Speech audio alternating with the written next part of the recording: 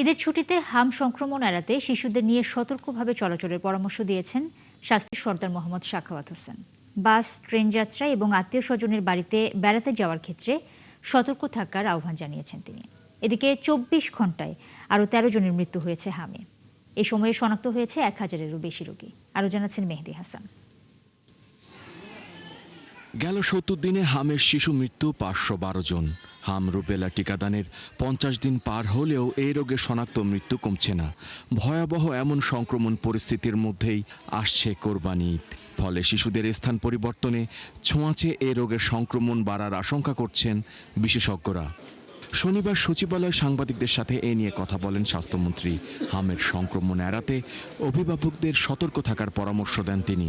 মায়েরা যেন এই আসা যাওয়া হাম যাদের আক্রান্ত হয়েছে বাচ্চাগুলিকে যেন আত্মীয় স্বজনের বাড়িতে নিয়ে না যায়, বাচ্চাগুলি যেন অনেক ভিড় আছে এমন জায়গায় নিয়ে না যায়।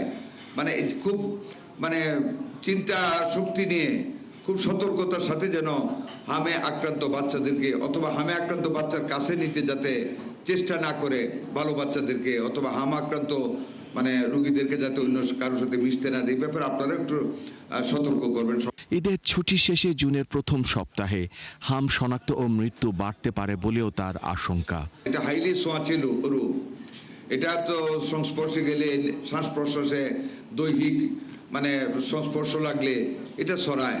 কাজে এটা থেকেও সবার চেষ্টা করতে হবে। তবে বিশেষজ্ঞ ডাক্তাররা প্রিয়ান করতেছেন যে ফ্রি মিক্সিং এর ফলে এই ঈদে বাস যাত্রা, ট্রেন যাত্রা, আত্মীয় স্বজনের বাড়িতে বেড়াতে যাওয়া, এইভাবে যদি হাম রোগীর সংস্পর্শে ভালো মানুষগুলি আসে, সুস্থ বাচ্চারা, তাহলে দেয়ার ইজ এ পসিবিলিটি, একটা সম্ভাবনা থাকবে আরেকটু বেড়ে যাওয়ার।